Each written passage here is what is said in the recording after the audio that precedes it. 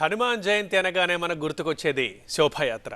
Yes, హైదరాబాద్లో శోభాయాత్ర ప్రారంభమైంది. కాసేపటి క్రితమే అనుకున్నట్లుగానే టైంకి గౌలిగూడ రామ మందిరం నుంచి ప్రారంభమైంది శోభాయాత్ర. మొత్తం ఇది 12 కిలోమీటర్లు సాగుతుంది. అంటే యాత్ర రాత్రి 8 గంటలకు ముగుస్తుంది.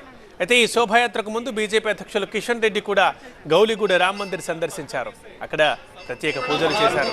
హనుమాన్ జయంతి సందర్భంగా ఏటా నిర్వహించినట్లే ఈసారి కూడా శోభాయాత్రను ఘనంగా నిర్వహిస్తున్నారు.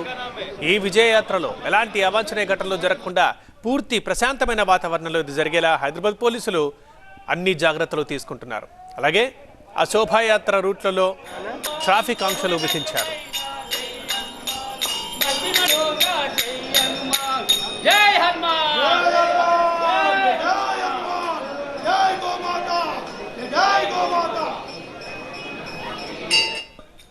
గౌలిగూడలో శోభాయాత్ర ప్రారంభమైన స్థలం దగ్గర మా ప్రతినిధి జ్యోతి ఉన్నారు లైవ్లో సమాచారం అందించడానికి. జ్యోతి, స్టార్ట్ అయిందా ఇక శోభాయాత్ర? పోలీసులు ఎలాంటి ఏర్పాట్లు చేశారు? ఎక్కడెక్కడ ట్రాఫిక్ ఆంక్షలు ఉన్నాయి? డీటెయిల్స్ చెప్పండి. గౌలిగూడ రామ మందిరం వద్ద వీర హనుమాన్ విజయయాత్ర ప్రారంభమైంది. మెల్లమెల్లగా స్వామివారిని తీసుకునేటటువంటి ఆ ఏర్పాట్లకు సంబంధించి కూడా పూర్తి చేశారు. మనం చూస్తూ ఉన్నాము యాత్ర ప్రారంభమైనటువంటి ఆ దృశ్యాలను. ప్రధానంగా ఇక్కడి నుంచి ఏదైతే తాడుబండ్ హనుమాన్ మందిర్ వరకు కూడా ఈ యొక్క యాత్ర జరగనుంది. ఇప్పుడు 11:30 గంటల ప్రాంతంలో చెప్పినట్లుగానే ప్రారంభం చేసినటువంటి విహెచ్పి బజరంగ వాళ్ళు సుమారుగా 8 గంటల ప్రాంతం వరకు కూడా ఇది పూర్తి చేసేటటువంటి అవకాశం కనిపిస్తుంది. యాత్ర దాదాపుగా 12.5 కిలోమీటర్ల మేర ఈ యాత్ర కొనసాగనుంది. దీనికి సంబంధించి అన్ని ఏర్పాట్లు కూడా పూర్తి చేశారు. అంతేకాకుండా దీంట్లో 800 మంది పైగా కూడా ట్రాఫిక్ సిబ్బంది ఉండనున్నారు.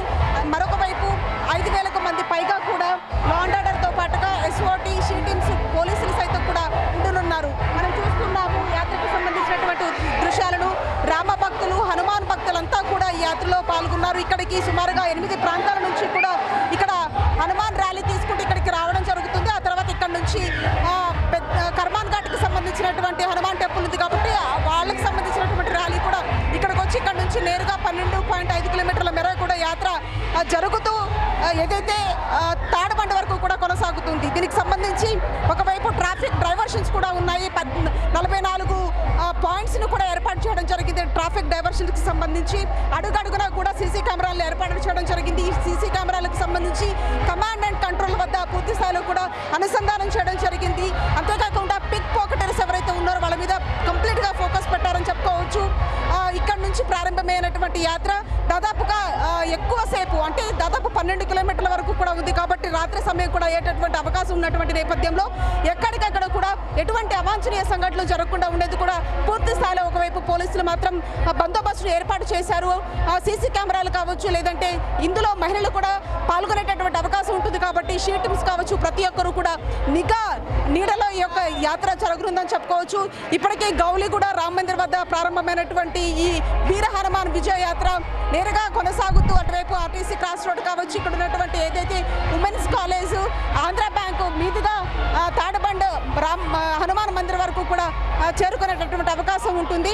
అయితే పూర్తి స్థాయిలో త్వరితగతిన ఈ యొక్క యాత్రకు సంబంధించి పూర్తి చేసేటటువంటి అవకాశం ఉంది అని కూడా చెప్పుకోవచ్చు. ఎందుకంటే గతంలో కొంత వర్షం కూడా ఉంది కాబట్టి ఈసారి ఎటువంటి ఇబ్బందులు కానీ లేకపోతే ఎటువంటి అవాంఛనీయ సంఘటనలు కూడా జరగకుండా ఉండేందుకు పూర్తి స్థాయిలో త్వరితగతిన పూర్తి చేసుకోవాలంటూ కూడా ఒకవైపు పోలీసులు ఇప్పటికే ఎవరైతే డివోటీస్ ఉంటారో అంతేకాకుండా బజరంగ్ దళతో పాటుగా విహెచ్పి వాళ్ళు కూడా సూచించడం జరిగింది.